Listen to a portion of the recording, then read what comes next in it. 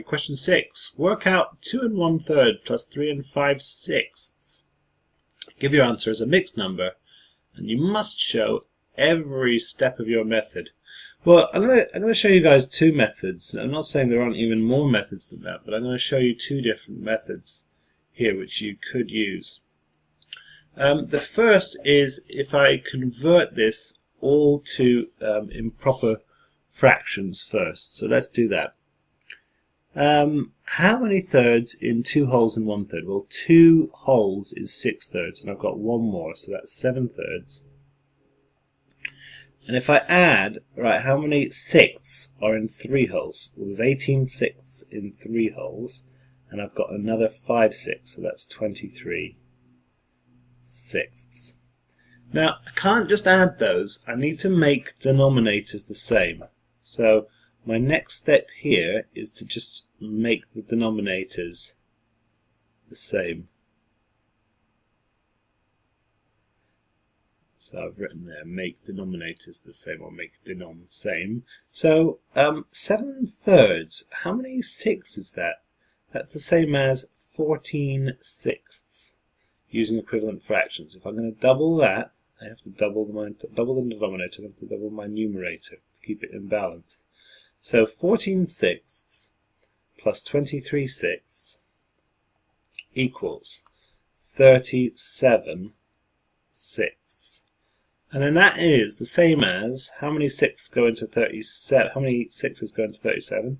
6 of them do, that's 36, that's 6 wholes, and I've got 1 left over, so 1/6 left over. So that's my method, changing them both into improper fractions to begin with. Now, there's another method here which is particularly useful if you have large mixed numbers, and that's to partition it.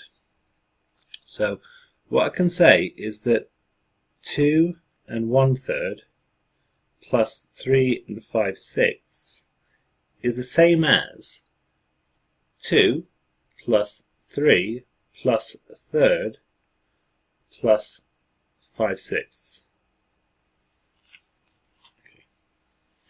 So this bit is nice and straightforward. That's 5, and then I just need to do 1/3 plus 5/6.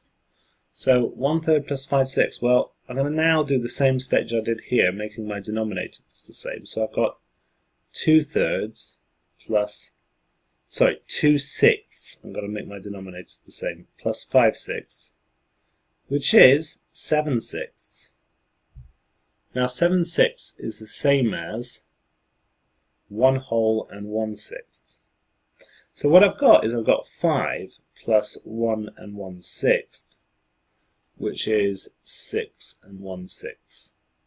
So both methods get you to the same answer, which should give you a good clue that your answer is correct, 6 1/6. But I would say kind of this method where I partition it out can be helpful, but particularly when you have larger mixed numbers. So if these were like 10 and 15, then my numerators would become so large with this method that it would become tricky to work with.